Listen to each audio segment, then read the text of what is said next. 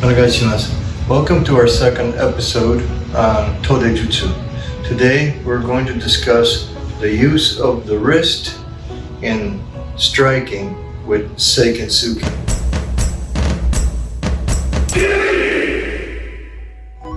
Again, we make the fist in squeezing it inward, but let's talk about how we strike with it. Upon impact, you need to also focus on how to direct the angle and strength of the tendon into the enemy. Most of the time, if you're trying to drive energy into a specific target, you want to twist it down. This will align all these bones and tendons into the proper fist.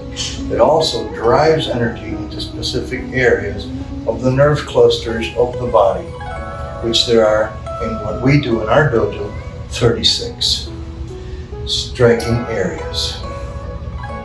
So how do we use the wrist differently?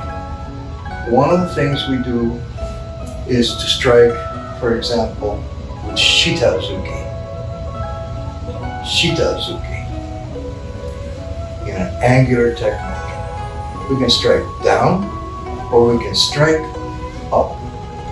With the uraken, we can strike to the side or we can rotate it backwards.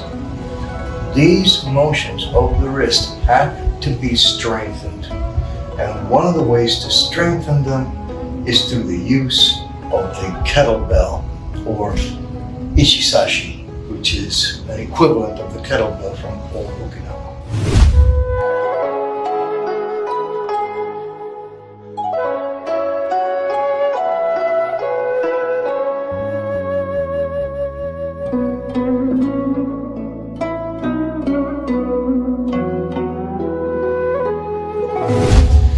This is the modern kettlebell, which is very similar to the padlock that was used to close the doors in ancient Okinawa. We use it in this fashion by throwing it and locking the wrist into the 3/4 fist.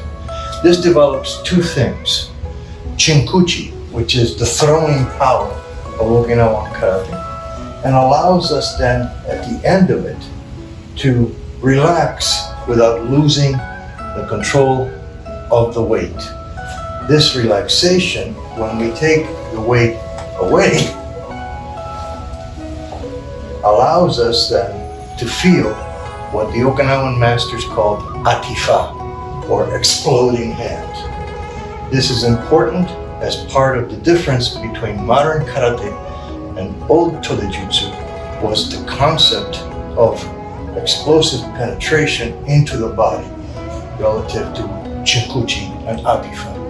In the modern karate, they changed the concept to simply kime, or locking upon impact, without understanding the necessity for relaxation relative to the explosion into the body.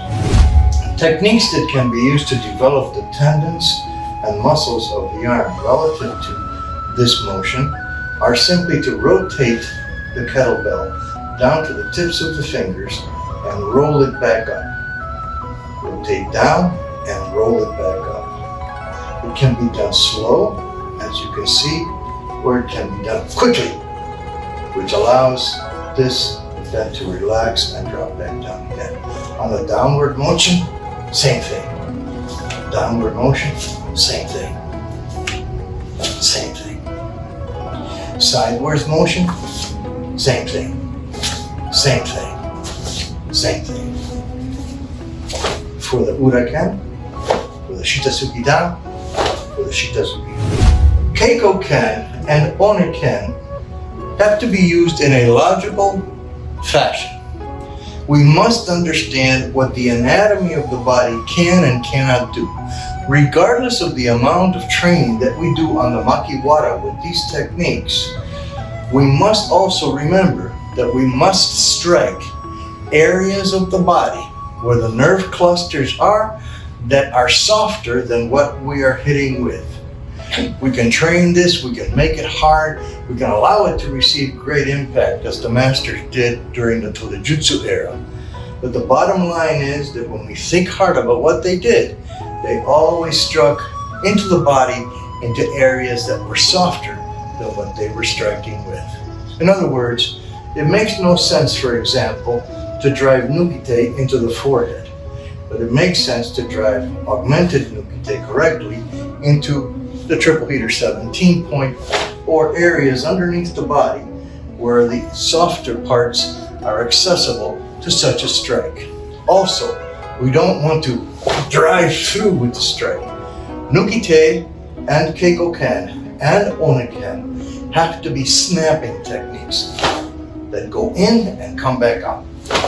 In and come back out. Because if we leave it there, it's going to be attacked. This is a shocking technique and not a driving technique. どうもありがとうございました。